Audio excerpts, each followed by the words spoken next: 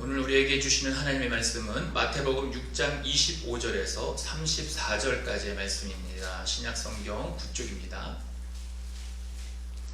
마태복음 6장 25절에서 34절까지의 말씀, 우리 한 절씩 교독하시고 마지막 절을 함께 봉독하겠습니다. 그러므로 내가 너희에게 이르노니 목숨을 위하여 무엇을 먹을까 무엇을 마실까 몸을 위하여 무엇을 입을까 염려하지 말라. 목숨이 음식보다 중하지 아니하며 몸이 의복보다 중하지 아니하냐.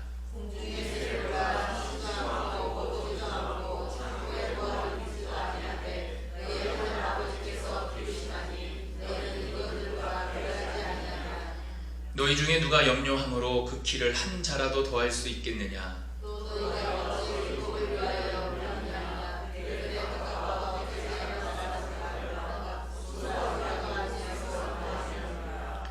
그러나 내가 너희에게 말하노니 솔로몬의 모든 영광으로도 입은 것이 이 꽃 하나만 갖지 못하였느니라.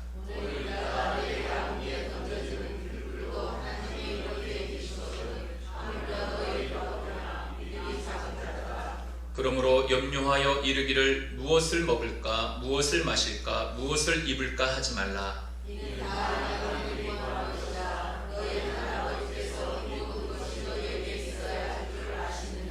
그런즉 너희는 먼저 그의 나라와 그의 의를 구하라. 그리하면 이 모든 것을 너희에게 더하시리라. 같이 읽습니다. 그러므로 내일 일을 위하여 염려하지 말라. 내일 일은 내일 염려할 것이요 한날의 괴로움은 그날로 족하니라. 아멘.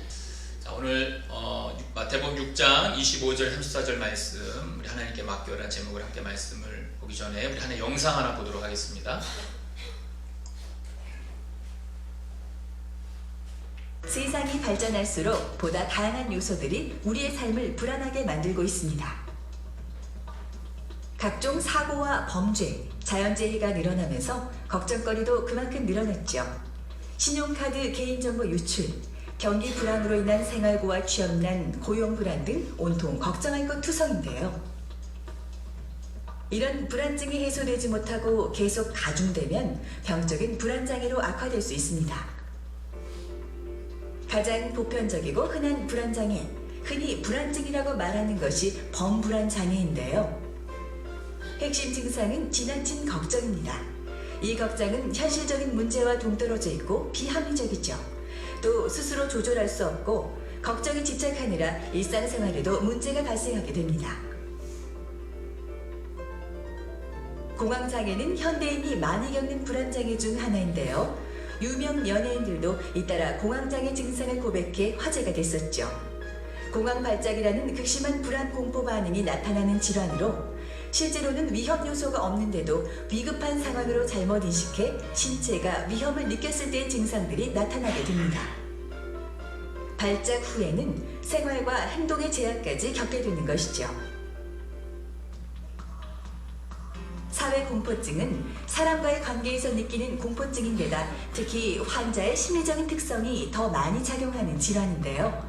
사회적 상황에서 나타나는 불안 반응이 정상 범위를 넘어서서 그런 상황을 두려워하고 회피하기도 합니다.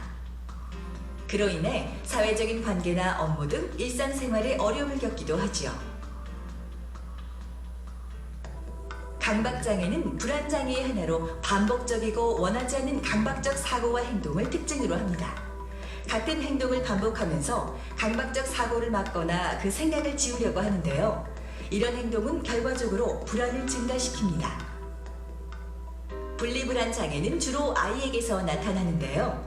애착을 갖고 있는 대상과 떨어졌을 때 느끼는 불안이 심한 경우를 말합니다. 성격 같은 기질적 요인과 함께 부모와의 애착 관계, 양육 태도 등이 영향을 끼치므로 부모와의 안정적인 관계 형성과 양육 환경이 매우 중요합니다. 최근 경기 불황으로 인해 돈에 대한 걱정으로 고통을 겪는 사람들이 늘어나고 있는데요. 이런 금전적인 문제로 불안해하는 증상을 돈걱정 증후군이라고 합니다. 돈걱정 증후군을 앓는 사람들은 식욕부진과 불면증, 스트레스로 인한 두통, 우울증 등을 동반하며 신경질을 내거나 이유 없는 분노를 표출하기도 합니다.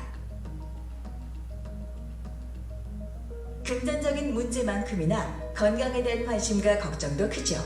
이런 걱정이 지나치면 근거 없이 자신이 큰 병에 걸렸다고 생각하는 경우도 있는데요. 이런 증상이 바로 건강염려증입니다.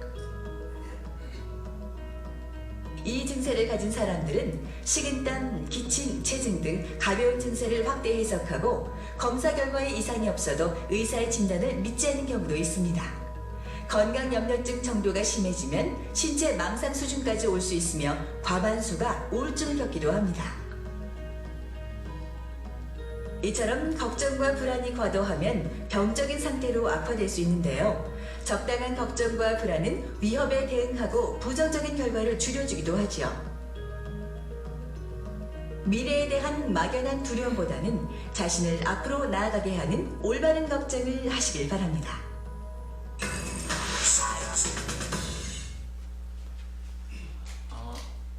우리가 이제 알게 모르게 이제 염려와 걱정이라고 하는 이제 장애를 하나씩은 가지고 있습니다. 여러분들 보시기에 불을 다 켜셨네요. 여러분들 보시기에 여러분들은 아까 그 7개 중에 어떤 걱정거리가 있습니다. 돈 걱정 중국은 제일 크시죠.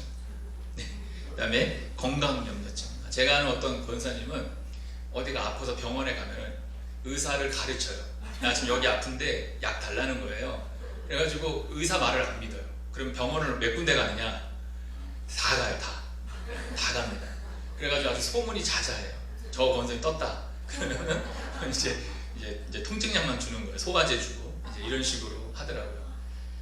근데 이제 그런 분도 있습니다. 건강염려증, 돈 걱정 중에 여러분은 7가지 중에 어떤 것이 있는지는 우리가 좀 우리의 삶을 뒤돌아보면 그런 염려들이 있죠. 그럼 성경에서는 이런 근심과 걱정을 뭐라고 말하는가, 어떤 모습인가 이렇게 말합니다. 우리가 시편 31편 9절에서 10절 말씀을 보면 이렇게 말합니다. 여호와여 내가 고통 중에 있사오니 내게 은혜를 베푸소서.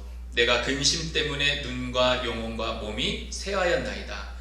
내 일생을 슬픔으로 보내며 나의 연수를 탄식으로 보내며 내 기력이 나의 제약 때문에 약하여지며 나의 뼈가 쇠하도다. 이렇게 말합니다. 그러니까 여기 보면은 근심 때문에 뭐라고 말해요? 노란 글씨로 눈과 영혼과 몸이 쇠하여진다고 나와 있어요. 또 10절에 보면은 뭐예요? 기력이 약해지고 뼈가 약해진다고 나와 있어요. 잠언 말씀 또 보면은 잠언에서 이렇게 나옵니다. 잠언 15장 13절에 보면 마음의 즐거움은 얼굴을 빛나게 하여도 마음의 근심은 심령을 상하게 하느니라. 잠언 17장 22절 말씀에 마음의 즐거움은 양약이라도 심령의 근심은 뼈를 마르게 하느니라. 이 말씀이 있습니다. 그래서 여러분들 교회에서 이렇게 저분이 무슨 문제가 있나? 저분 얼굴이 왜 저렇지? 그 얼굴을 보면 표시가 나는 거예요. 왜냐하면 그 얼굴에 지금 이 마음의 근심과 걱정이 있는 거예요. 그래서 그게 얼굴의 표시로 나타나는 겁니다. 한번 옆에 있는 얼굴 좀 보세요. 옆에 있는 분들 어떠신가? 네. 어떻게 웃으십니까? 근심이 있으신 것 같습니다. 네, 웃으세요. 자, 여러분 근심과 걱정과 염려는 이제 마음의 병이기 때문에 얼굴에 표시가 나는 거예요. 그래서 그 얼굴의 표시뿐만 아니라 이 몸에서도 반응이 나오는 거예요. 몸에 나쁜 영향을 미쳐서 그래서 저기서도 보면은 뼈를 상하게 해요. 얼굴에 표시가 납니다. 마음에 근심이 오는 거예요. 그러니까 얼굴을 봐도 마음의 기쁨, 아까 잠언 말씀에 보면 뭐예요? 마음의 즐거움, 얼굴이 빛나는 거예요. 그러니까 은혜를 받고 성령이 충만하면 얼굴이 빛나요. 화장 안 해도 빛납니다, 여러분. 제가 여러분 보니까 빛나요, 지금. 네, 여러분들 다 빛나시는 것 같아요. 근데 마음에 근심과 걱정이 있으면 아무리 화장을 해도 여기 얼굴에 다크서클이 이렇게 내려오는 거예요. 축 처져가지고. 그런 모습들이 오늘 말씀을 통해서 나오는 거죠. 자, 그러면은 의학적으로는 뭐라고 얘기하느냐, 이거를 뭐라고 얘기하냐 했을 때 보통 염려와 근심과 걱정이 오면은 사람들이 뭘 받는다고 그러죠? 스트레스 받는다. 스트레스 받는다고 합니다. 스트레스가 뭘까요? 아시는 분들도 있겠지만, 여러분 스트레스가 뭐냐면은, 여러분 이거는 이제 캐나다 내분비학자 셀리에가 명령을 했어요. 이게 뭐냐면은 어떤 인간이 심리적으로 혹은 신체적으로 감당하기 어려운 상황이 오면은 그때 막 느끼는 불안과 공포가 있는 거예요. 그 감정을 스트레스라고 그러는 거예요. 쉽게 얘기해서 어떤 해로운 인자 자극이 있어요. 나를 막 힘들게 하고 나를 막 어렵게 하는 그것이 있으면 그걸 스트레스라고 그래요. 그때의 긴장 상태를 스트레스라고 그래요. 그래서 여러분들 스트레스 받으면 어때요? 뒷목이 뻐근하지 않으세요? 예, 뒷목도 뻐근하고 신체적으로 오는 증세가 뭐냐면은 두통이 옵니다. 뒷목이 뻐근하고 그리고 막 근육통이 오고 심지어는 막 위병, 막 위경련, 막 경직이 오는 거예요. 막 맥박이 빨라지고 그게 막 심하다 싶으면 구토까지 일어나는 거예요. 이런 거 경험해 보신 적 있는지 모르겠지만 이 스트레스가 오면 이런 일이 벌어져요. 이런 국민일보에 이런 기사가 뜬 적이 있었습니다. 직장인들이 퇴사 충동을 느끼는 때가 있대요. 퇴사 충동을 느끼는 것을 경험하게 되는데 직장인 1030명을 이제 조사해 보니까 거기서 이제 마지막 질문이 뭐냐면 스트레스가 질병으로 이어진 적이 있습니까? 라는 질문이 그 마지막에 달렸는데 다음 그림 보시면 그 마지막에 뭐라고 그러냐면 이렇게 말합니다. 93.3%가 스트레스가 질병으로 이어진 적이 있다 이렇게 얘기해요. 그러니까 100명 중에 93명은 스트레스 때문에 질병이 왔다고 얘기하는 거예요. 그러니까 여러분들이 스트레스가 근심과 염려와 근심과 걱정이라는 게 여러분 우리를 그렇게 뼈를 마르게 합니다. 마음에 근심이 오게 해요. 결국 여러분 마음의 근심과 걱정, 염려는 여러분 얼굴의 빛도 잃게 만들고 또 몸도 새하여지고 뼈가 약해지고 마르면서 질병으로 나타나는 거예요. 자, 그러면 왜 불안과 염려가 찾아오는 것일까? 라고 했을 때 여러분 진짜 돈 때문에 찾아올까요? 근데 여러분 병 때문에 찾아올까요? 어떤 사람은 돈도 없고 병이 찾아와도 기쁜 사람이 있어요. 여러분이 잘 알고 있는 이지선 교수 아시죠? 요번에 유퀴즈에 또 나와가지고 원래는 한동대 교수였다가 이화여대 교수로 이제 발령을 받았어요. 저게 이제 사고 나기 전의 모습이죠. 여러분 22년 전에 23살의 나이에 여러분 오빠랑 같이 이제 차 타고 가다가 여러분 음주 운전자가 낸 사고 때문에 여러분 7중 사고가 나가지고 추돌 사고가 나가지고 불이 나는 바람에 온몸의 전신 55%의 3도 중상을 입었어요. 여러분 그 저기 서울에 가면 성심병원이 있어요. 거기 화상 전문 병원. 저도 이제 그곳에 이제 중환자실에 들어가 봤지만 진짜 말도 못해요. 진짜 정말 막 기명 지르고 이제 화상이라는 게 정말 대단해요. 거기 그 중환자실 저도 이제 그 예전에 그 인천에 있을 때 남동구에서 그 주차장 그 공터에 불이 났어요. 페인트 그 공장이. 그러니까 페인트가 불이 타니까 페인트 통이 터지면서 100m씩 날아간 거예요. 근데 그 당시에 우리 교회 성도님 아버지가 거기서 이제 주차장을 했어요. 트럭 주차장 이렇게 중개해주는. 그래서 불이 났다고 하니까 간 거예요. 100m 떨어져 있는데. 그런데 그 통이 날라온 거예요. 그래가지고 화상을 입으셨어요. 그때 50%가 좀 넘었는데. 그래서 그분 때문에 중환자실에 들어가 본 거예요. 진짜 이루 말할 수 없어요. 근데 그분은 열흘 만에 돌아가시긴 했어요. 근데 이 이지선 교수가 다음 그림에 보면은 저분이 여러분 잘 아시겠지만 죽음의 문턱까지 갔다가 기적적으로 살아나요. 그리고 30번이 넘는 수술을 합니다. 그리고 재활 치료가 계속 이어진 거예요. 그래서 엄지를 제외한 손 8개는 한마디씩 다 잘랐어요. 어쩔 수 없이. 이게 다 화상 때문에. 그리고 안면장애가 왔잖아요. 이식 수술을 많이 했고 그래서 처음에는 지체 등급이 1급이었어요. 장애를 얻었는데 3급을 받았어요. 지금은. 그래서 막 고통과 절망의 순간도 있었다고 얘기하더라고요. 그런데 저분이 얘기하는 게 뭐냐면 사고 이전보다는 지금이 더 행복하대요. 참 이해하기 힘든데 사고 이전보다 지금이 행복해 돼요. 왜 그러냐고 했을 때 옛날에는 감사한 게 별로 없었대요. 저분이 이대 다녔잖아요. 이대 유아교육과 다녔어요. 이제 어떻게 보면 앞날이 좀 열려있는 사람일 수도 있어요. 근데 여러분 그 과거보다 지금이 좋대요. 그러면서 하는 말이 뭐냐면 작은 것에 지금은 감사하다는 얘기를 하는 거예요. 그리고 저분이 하는 말이 뭐냐면 지금도 사람과 비교해서 얻는 행복, 쉽게 얘기해서 불행, 이걸 다 차단한대요. 저 사람하고 나하고 비교하지 않고 지금 현재 내가 가지고 있는 그 감사로 감사하며 산대요.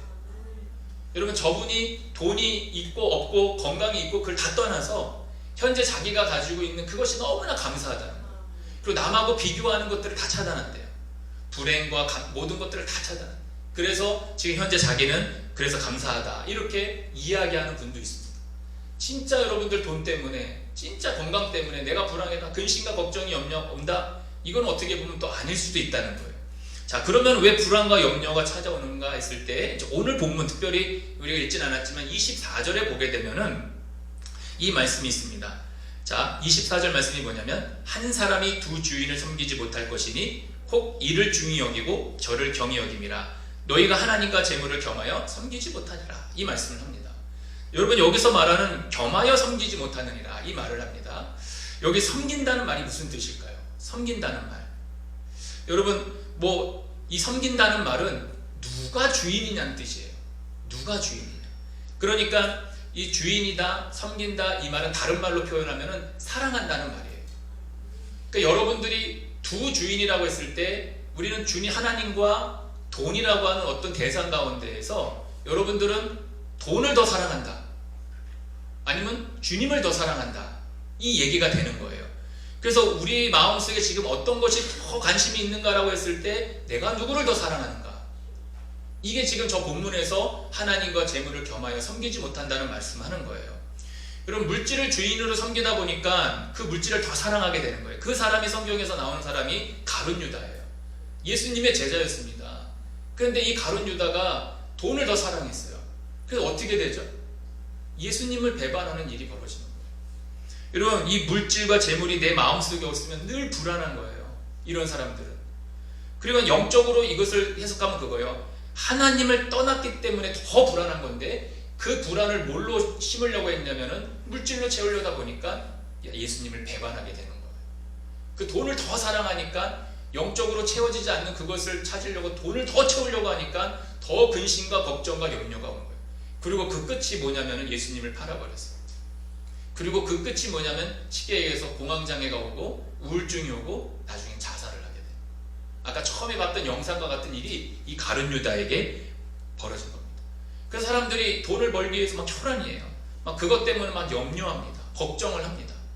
그 모든 것이 돈이 있어야 한다는 생각이 딱 사로잡히니까 막 그것에 엄청나게 막 몰두하는 거예요.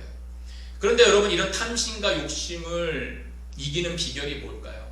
이 욕심을 이기는 비결은 뭐냐면, 여러분, 절대적으로 이 탐심을 이기는 비결은 뭐냐면 나하고 다른 사람하고 비교해서는 안 돼. 절대로 비교해서는 안 됩니다. 나에겐 없고 저 사람에게 있다고 하는 것 때문에 막 비교 의식을 가지면 이 부러움이 생기면은 문제가 벌어지는 거예요. 그래서 탐심을 이기려면 하나님이 나에게 허락하신 그것이 너무나 감사해야 됩니다. 나에게 있는 그것이 감사해야 돼요.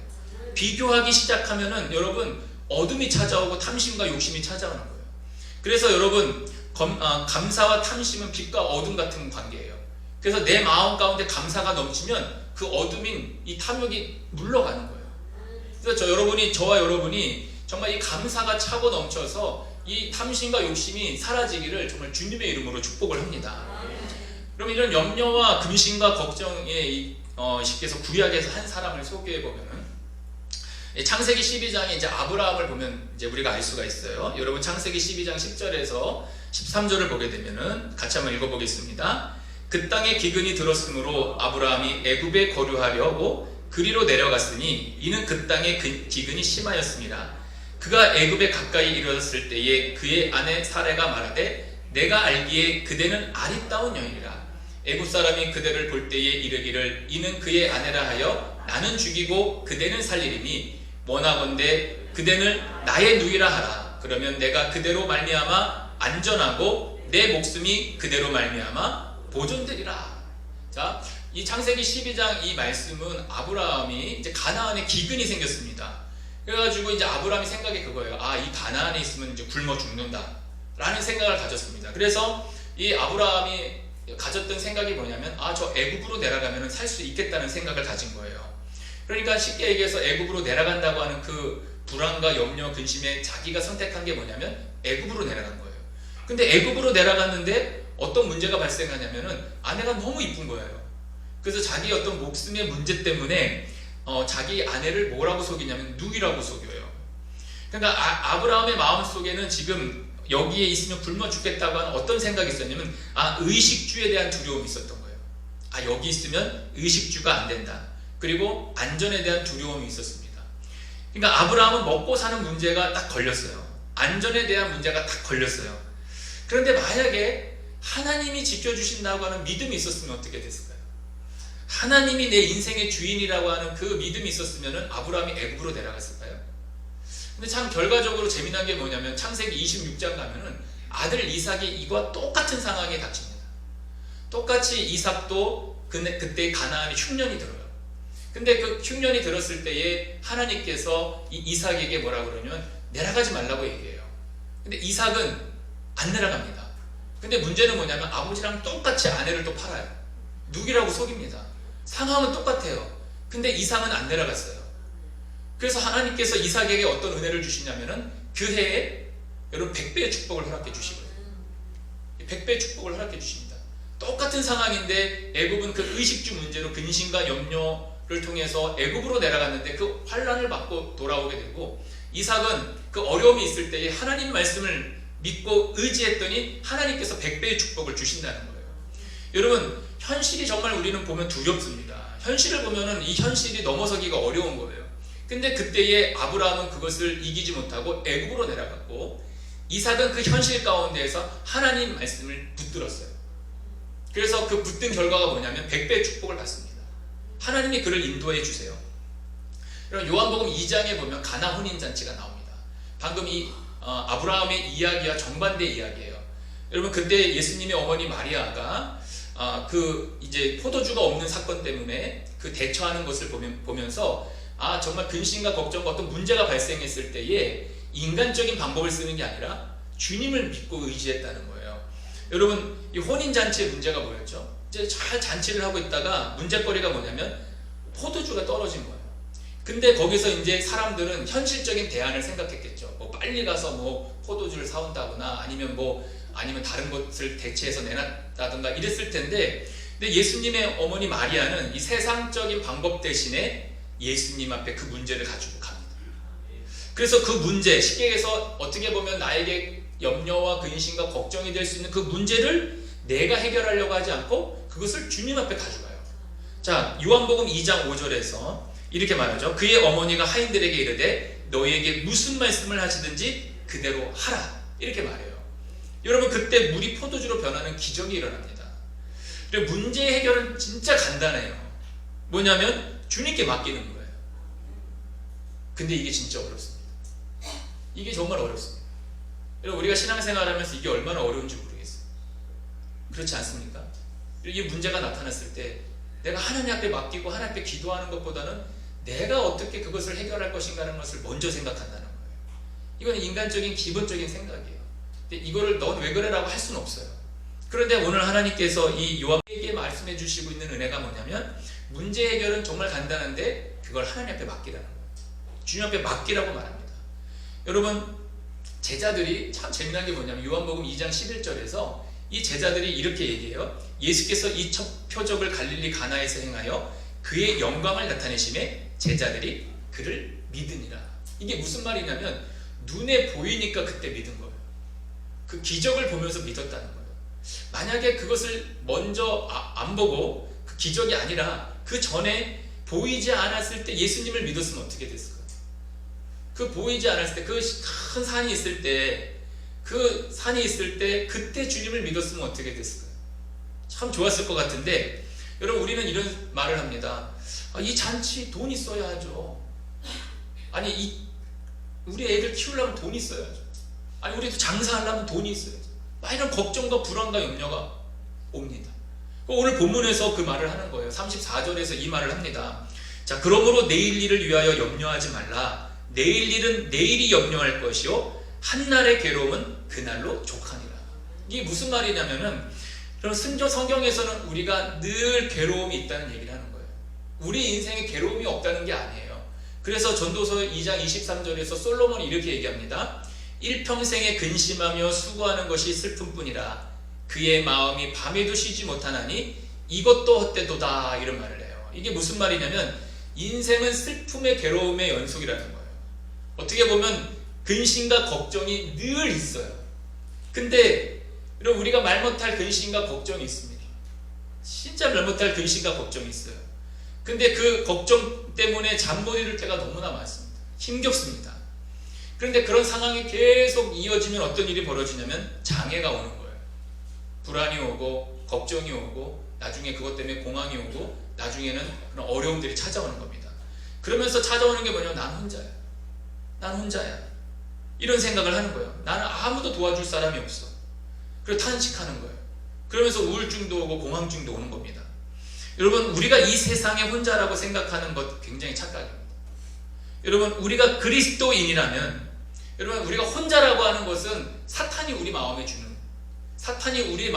주는 악한 거예요. 여러분, 오늘 본문 26절에 보게 되면 이런 말씀이 합니다. 하나님께서 이렇게 말씀하시죠. 공중의 새를 보라. 심지도 않고 거두지도 않고 창고에 모아들이지 아니하되 너희 하늘 아버지께서 기르시나니 너희는 이것들보다 귀하지 아니하냐. 이 말씀을 하세요. 여러분, 그러면 하나님께서 우리를 이 세상의 어떤 것들보다도 귀하다고 얘기하십니다. 심지어 마태복음 10장 30절 이하에 보면은 이런 말씀합니다. 너희에게는 머리털까지 다 세신 바 되었나니 두려워하지 말라. 너희는 많은 참새보다 귀하니라. 그러나 주님께서 우리의 머리털까지도 세신 바 되는 우리 하나님께서 너는 혼자가 아니야 라는 얘기를 하는 거야. 넌 혼자가 아니야. 너 외로워하지 마. 내가 너와 함께하고 있어 라고 얘기하시는 거예요. 여러분, 다윗이 시편 139편에서 이렇게 고백을 합니다. 여호와여, 주께서 나를 살펴보셨으므로 나를 아시나이다. 주께서 내가 앉고 일어섬을 아시고 멀리서도 나의 생각을 밝히 아시오며 나의 모든 길과 내가 눕는 것을 살펴보셨으므로 나의 모든 행위를 익히 아시오니 여호와여, 내 혀의 말을 알지 못하시는 것이 하나도 없으시니이다. 이렇게 말씀하세요. 이 고백에 의하면 그렇죠. 하나님께서 나를 너무도 잘 하신다는 거예요. 나를 너무나도 밝게 하신다는 거예요. 하나님께서 우리에게 이 말씀하시는 거예요. 내가 너를 지었다. 내가 너를 정말 사랑한다. 내가 너를 살리기 위해서 너의 그 연약함을 위해서 내 아들을 십자가에 죽이기까지 내가 너를 사랑한다라고 지금 얘기하고 계십니다. 하나님이 우리를 그렇게 사랑하고 계십니다. 너를 정말 이 세상의 어떤 것보다도 너를 귀하게 여긴다고 말씀하고 있는 거죠. 그런데 오늘 이 말씀에 보게 되면 주님께서 너희가 참 귀한데, 너희가 귀한데 이것이 조금 약하다는 얘기를 하세요. 그게 무엇이냐면은 여러분, 오늘 6장 30절 보면 이렇게 말씀합니다. 오늘 있다가 내일 아궁이에 던져지는 들풀도 하나님이 이렇게 입히시거든 하물며 너희일까 보냐. 믿음이 작은 자들아, 이렇게 얘기를 하세요. 믿음이 작은 자들. 이런 염려와 근심과 걱정을 주님께서는 믿음과 연결을 지어서 지금 이야기를 하고 계세요. 우리의 믿음이 작다고 얘기를 하세요. 믿음이 약하다고 이야기를 하십니다. 왜 그러냐면 여러분, 이 염려와 근심과 걱정이라고 하는 것은 하나님을 신뢰하지 못하는 마음이에요. 여러분, 그렇다 보니까 눈에 보이는 것으로 두려워해요. 그러니까 제자들도 예수님이 그 기적을 보여주셨을 때 그때 믿었다는 얘기를 하는 거예요. 여러분, 우리도 눈에 보이는 것 때문에 우리가 그것을 믿는다고 한다면 문제 너머에 있는 하나님을 발견해야 되는데 우리가 그 문제 너머에 계신 하나님을 발견하지 못하는 거예요. 왜냐하면 그 문제가 너무 크게 보이는 거예요. 그러니까 내 믿음이 하나님을 신뢰하지 못해요. 내 믿음이 약해지는 거예요. 그리고 마태복음 8장 26절에 보면 이런 말씀이 있습니다. 예수께서 이르시되 어찌하여 무서워하느냐? 믿음이 작은 자들아 하시고 곧 일어나사 바람과 바다를 꾸짖으시니 아주 잔잔하게 되거늘. 이 말씀의 상황은 이겁니다. 예수님과 제자들이 배에 올려서 바다를 건너가고 있는데 막 바다에 큰 놀이 이른 거예요. 그래서 물결이 이제 배를 덮으려고 하는 그런 상황 가운데에서 예수님은 어떻게 하고 계셨냐면은 주무시고 계셨거든요. 여러분, 제자들이 그 예수님을 막 깨웁니다. 그리고 나서 예수님이 일어나셔서 그 바다와 바람과 바다를 잔잔하게 하셔요. 그리고 나서 제자들에게 예수님이 뭐라고 말씀하시냐면 믿음이 작은 자들아, 이렇게 말씀하세요. 여러분, 정말 우리가 신뢰할 분이 거기 같이 주무시고 계시는데 여러분, 우리는 보는 게 뭘 보냐면 그 파도만 보는 거예요. 그 산만 봅니다. 그러니까 너무 근심과 염려와 걱정이 여기에 꽉 차는 거예요. 그러니까 하나님 앞에 기도하려고 해도 목이 꽉 메어서 기도도 못해요. 그리고 마음이 막 두근두근합니다. 어떡하지? 막 근심과 걱정과 염려가 막 찾아오는 거예요.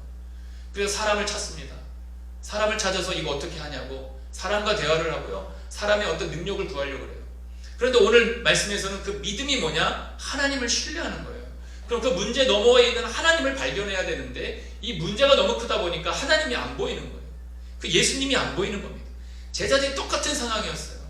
그 배에 예수님이 같이 계셨음에도 불구하고 그 예수님이 안 보인 거예요. 그 풍랑과 바다만 보였던 겁니다. 여러분, 마태복음 14장 31절에 가면 동일한 말씀이 있죠. 예수께서 즉시 손을 내밀어 그를 붙잡으시며 이르시되 믿음이 작은 자여 왜 의심하였느냐. 여러분, 이 말씀은 뭐냐면 이제 예수님이 이제 사역을 하시고 제자들을 먼저 바다 저 건너편으로 보내시는 거예요. 예수님께서는 이제 겟세마네에서 기도하신다고 하고 이제 나중에 따라가겠다 하셨습니다. 그런데 이제 제자들이 나 한가운데 있는데 그때 막 뭐가 생기냐면 막 바람이 세게 불고 말미암아 이제 막 진짜 조난당하기 일보 직전인 거예요. 그래서 밤 사경에 예수님이 물 위를 걸어오시는 사건입니다. 물을 걸어오시는 거예요. 그래서 베드로가 예수님을 발견했습니다. 그리고 나서 베드로가 뭐라고 말하냐면 주님이 오시거든 나를 명하사 물 위를 걸어오라 하소서 이렇게 얘기하는 거예요. 그러니까 예수님이 뭐라고 말씀하시냐면 오라 이렇게 말씀하세요. 걸어와라. 주님이 오라고 말씀하세요. 그런데 베드로가 발을 한 발 내딛는 그 순간에 갑자기 파도가 확 부른 거예요. 뭘 본 거예요? 그냥 그 상황에 그 바람과 파도가 보인 거예요. 그래서 베드로가 어떻게 되죠? 물에 푹 빠집니다.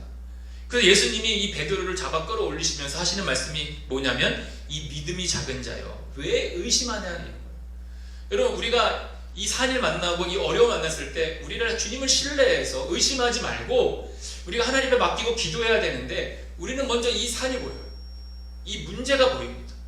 그러다 보니까 내가 근심과 걱정과 염려가 내 안에 꽉 차는 거예요. 그래서 아버지 하나님 앞에 나가야 됨에도 불구하고 나가지 못하고 우리 안에 그런 연약함 때문에 걱정과 근심이 쌓여서 얼굴이 막 어두워지고 몸이 쇠약해지고 막 몸져 눕는 거예요. 그럼 오늘 본문에서도 눈에 보이는 것으로 염려할 것이 아니라는 말씀하시잖아요. 6장 31절 32절 보면 이렇게 말씀합니다.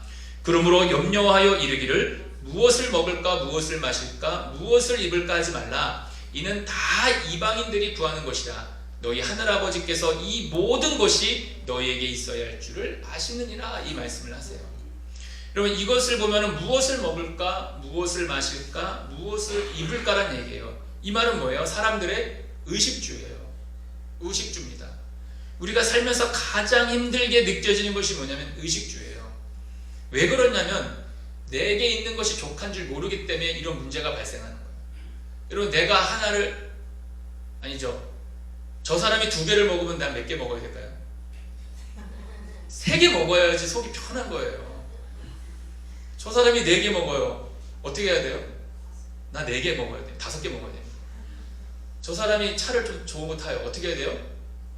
더 좋아야 돼요. 여러분 B라고 하는 외제차가 있습니다. B 뭐죠? 한 대당 한 4, 5억 가는 차 있어요. 그거 타면은 얼마큼 타면 행복할까요? 한 달이면 끝입니다. 한 달이면. 그렇다고 그 차가 마음대로 뭐 자동으로 운전해 주는 거 아니잖아요. 그래도 사람이 일정간 내 손은 잡아줘야 가잖아요. 그죠? 그거 아닙니다. 한 달이면 끝나요. 그 우산 얼마나 비싸겠어요. 빼면. 그거 뭐 우산 뭐 얼마나 쓰겠어요. 근데 우리는 여러분 저 사람이 저것 그래 나 그럼 더 좋은 거 타야 돼. 저 사람이 이렇게 살면은 난 더 큰 집에 살아야 돼. 이런 비교 의식이 나를 더 근심과 염려와 걱정을 만나게 하는 거죠. 아까 이지성 교수가 그 얘기했잖아요. 내가 있는 것으로 족하다 그랬어요. 그리고 남과 비교하는 것을 차단한다 그랬어요. 왠지 아세요? 사람이기 때문에 비교할 수밖에 없어요. 그리고 그 산이 보여요. 그 풍랑이 보입니다. 그 바람이 보이기 때문에 우리는 두려워할 수밖에 없어요. 그런데 그 비교 의식을 여러분 차단하면은 여러분 우리가 주님 주신 것이 그거 하나라고 감사하면 여러분 그 어둠인 그 탐욕이 탐심이 물러가는 거예요. 저와 여러분이 그런 은혜가 있었으면 좋겠습니다. 그래서 우리가 믿음으로 사는 것이 뭐냐면 내 만족을 위해 살아면 안 돼요. 내 만족을 위해 살면 늘 염려가 있습니다. 그렇지 않으시겠어요? 여러분 옷도 어느 정도 입어야 좋을까요? 여러분 이 백 어느 정도 집사님 그거 얼마짜리세요? 네? 만약에 집사님이 이제 우리가 뭐 그런 거 비싼 거 있잖아요. 뭐 똥, 뭐 또 뭐 여러 가지 있잖아요. 그거 뭐 한 300만 원, 막 600만 원짜리 갖고 다니면 나는 얼마짜리 갖고 다녀야 될까요? 그래도 하나는 있어야지. 그래서 뭐 한 1000만 원짜리 구입하시나요? 그거 얼마나 갈까요? 우리가 하나님 앞에 갈 때 들고 가면 당연히 사야 되는데 그걸 안 가져가요. 못 가져가요. 잠깐의 즐거움이 있을 수 있어요. 근데 또 시즌 지나면 뭐라고 하는지 아세요? 들 게 없다 그래요. 이 여성분들의 문제가 뭐냐면 그 비싼 게 그 가 있는데도 불구하고 뭐냐 그러면 들 게 없대. 입을 옷이 없대요. 주여 어찌하오리까. 여러분 없대요. 그 300만 원짜리 600만 원짜리 1000만 원짜리가 있는데 없대요. 그러면 어떤 거 사야 돼요? 더 이제 올라가야 되겠죠. 더 비싼 이제 제품으로 올라가야 되지 않겠습니까? 이것처럼 여러분 우리가 어떻게 보면 한도 끝도 없어요. 우리가 어떻게 보면은 만약에 그 욕심이 우리에게 있으면 한도 끝도 없습니다. 결국 하나님께서 우리에게 여러분 오늘 이 말씀을 통해서 해주시는 은혜는 뭐냐면 우리가 그 산을 보면 안 돼요. 우리가 어떤 걸 봐야 되냐면 주님을 신뢰해야 돼요. 주님을 믿어야 됩니다. 그럴 때 염려와 근심과 걱정이 물러가는 겁니다. 여러분 남들보다 내가 2개 더 먹어야지, 3개 더 먹어야지, 4개 더 먹어야지 하면은 불행하게 됩니다.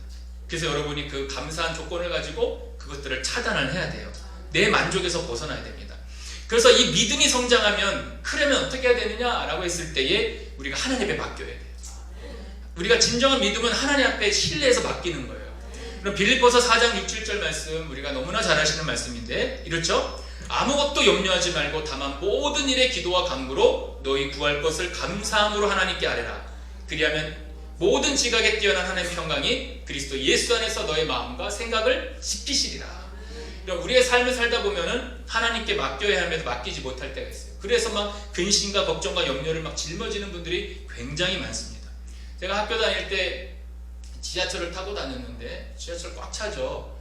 구로에서 막 타고 다니면 꽉 차는데 그걸 보면은 그 사람들 막 얼굴을 보면 막 찌들어 있어요. 물론 직장 생활하면서 피곤함도 있겠지만 제가 말씀드린 건 뭐냐면 그 미간에 모든 막 근심과 염려와 그런 걸 가지고 있어요.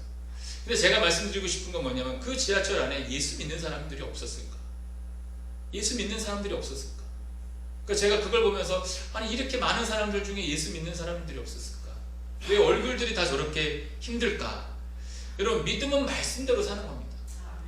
여러분 베드로가 예수님이 십자가에 죽으시고 어떻게 돼요? 예수님을 부인한 다음에 다시 고기 잡으러 가요.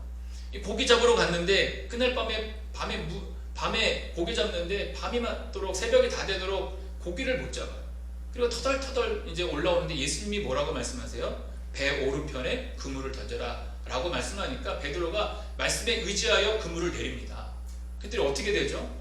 우리가 잘 알고 있는 153마리의 큰 이제 고기를 잡게 되는 겁니다. 여러분 말씀을 의지해서 베드로가 던졌어요. 여러분 우리의 근심과 염려와 걱정은 하나님을 신뢰하지 못하는 거예요. 문제가 있을 때 우리가 하나님을 의지해야 돼요. 하나님을 신뢰해야 됩니다. 하나님 앞에 그 모든 것을 맡겨야 됩니다. 그리고 하나님 앞에 모든 것을 놓고 기도해야 돼요. 그래서 여러분 오늘 4장 6절에 뭐라고 말해요? 아무것도 염려하지 말고라고 말씀을 하는 거예요. 아무것도 염려하지 말고 하나님께서 우리에게 엄청난 답을 주시는 거예요. 다만 모든 일에 기도와 간구로 너희 구할 것을 감사함으로 하나님께 아뢰라. 그리하면 모든 지각에 뛰어난 하나님의 평강이 그리스도 예수 안에서 너희 마음과 생각을 지키신다고 말씀을 하고 있는 겁니다. 그럼 마태복음 6장 33절 오늘 본문에서 이 말씀을 하잖아요. 그런즉 너희는 먼저 그의 나라와 그의 의를 구하라. 그리하면 이 모든 것을 너희에게 더하시리라. 이게 뭘까요? 하나님 나라를 구하고 하나님 의가 뭘까요? 여기서 말하고 있는 건 뭐냐면 나의 뜻을 다 내려놓는 거예요. 하나님의 다스림을 받는다라고 하는 말이에요. 그러니까 결국은 인간적인 기준을 다 내려놓고 주님이 인도하심으로 사는 것이 그의 나라와 그의 의를 구하는 거예요. 그럴 때 하나님이 모든 것을 다 해주신대요. 여러분 우리가 염려가 없어지고 평강이 찾아오려면 내 중심에 예수 그리스도가 함께 하셔야 돼요. 그래서 요한복음 14장 26절에 그 보혜사 성령이 우리를 도와주시는 거예요. 그분이 우리를 이끄시는 겁니다. 그분이 우리와 함께 할 때에 우리가 그분과 함께 동행하고 내가 모든 것을 내려놓을 때에 주님이 우리 가운데에 함께 해주셔서 우리가 그 모든 것을 다 맡기고 주님과 함께 동행할 수가 있는 겁니다. 여러분들이 가지고 있는 지금 내 마음을 동요하고 있는 근심과 걱정 여러분 앞에 하나님 앞에 내려놓고 기도하시길 바랍니다. 여러분 이건 좀 다른 얘기지만 사울이 이제 다메섹 도상에서 예수님을 부활하신 예수님을 만납니다. 그리고 나서 복음을 전하는 일에 헌신을 다해요. 그리고 난 다음에 그 결과가 뭐냐면 고난의 연속이었어요. 고난의 연속. 사도 바울이 이 고난으로 말미암아 낙심할 수 있었지만 낙심하지 않는단 말을 해요. 왜 사도 바울이 낙심하지 않냐면은 내가 죽어야 예수님이 드러난단 말을 해요. 내가 죽어야지만 예수님이 드러난다. 그래서 여러분 고린도후서 4장 16절 보면 이렇게 말합니다. 그러므로 우리가 낙심하지 아니하노니 우리의 겉사람은 낡아지나 우리의 속사람은 날로 새로워지도다. 여러분 이 사도 바울이 이 고백처럼 이 고난의 연속이지만 그것 때문에 낙심하지 않는데요. 결국 이 말은 뭐냐면 자기가 자신이 지금 현재 처한 상황에서 하나님께 모든 것을 맡겼기 때문에 자기는 나를 비움으로 말미암아 주님이 나와 함께 하셔서 그것으로 인해서 기쁘다 이 말을 하고 있는 거예요. 그래서 나의 겉사람은 후패해지지만 나의 속사람은 지금 어떻게 된다고요? 날로 새로워진다는 얘기를 하는 거예요. 저와 여러분이 이런 은혜를 가지고 신앙생활 하셨으면 좋겠어요. 그래서 무슨 복음을 이렇게 이제 신앙생활하다 보면 누가 예수 잘 믿다가 축복받았대.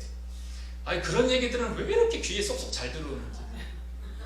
근데 그거를 가져와서 제가 여러분들한테 설교하면 이건 설교가 아니에요. 그거는 그 사람한테 임했던 하나님의 역사지 우리에게 일반화를 시킬 수 없어요. 하나님은 우리에게 있는 뜻이 달라요.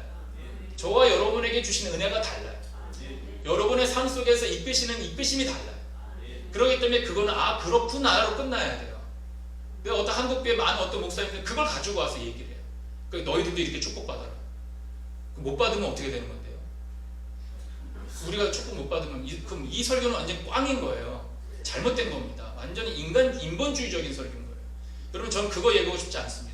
하나님이 여러분들한테 원하시는 건 뭐냐면 하나님의 뜻이 여러분들한테 있는데 그것을 뭐냐면 염려와 근심과 걱정을 있을 때 하나님을 신뢰하고 믿어야 돼요. 하나님 앞에 맡길 때 하나님이 여러분들을 이끄시는 거예요.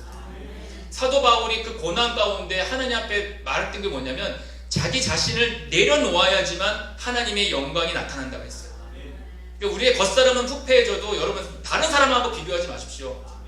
뭐 이렇게 생각하세요. 하나님이 다음에 좋은 거 태워주시겠지. 하나님이 다음에 뭐 방 2개면 3개 주시겠지.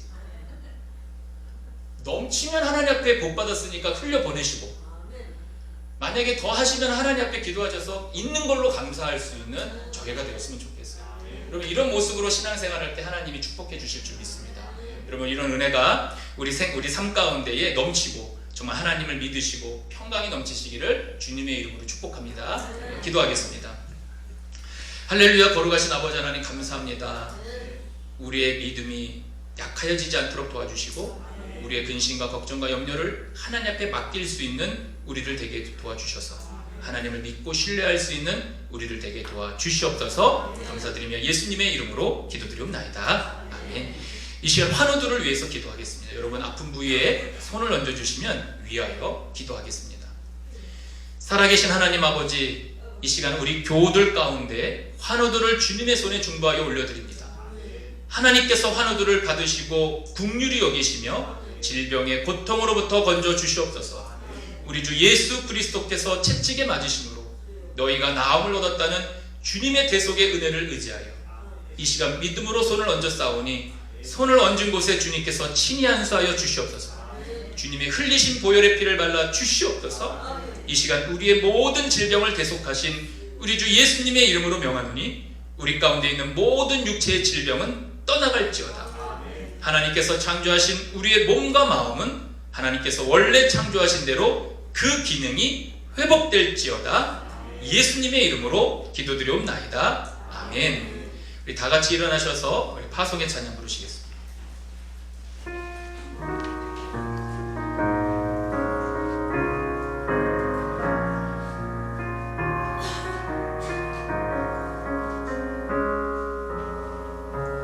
안개 속에서 주님을 보내 아무도 없을 것 같던 그곳에서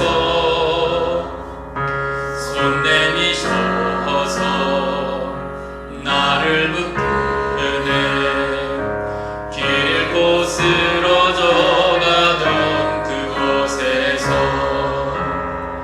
주 말씀하시네 내 손 잡으라고 내가 곧 길이요 진리 생명이니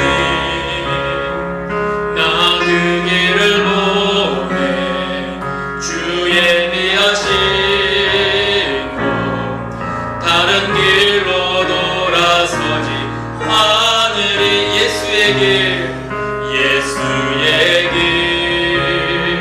그 좁은 길 나는 건네 주 손 잡고 그 무엇도 두렵지 않네 주님 주신 약속 내게 있으니 세상의 길 그 험한 길 승리하네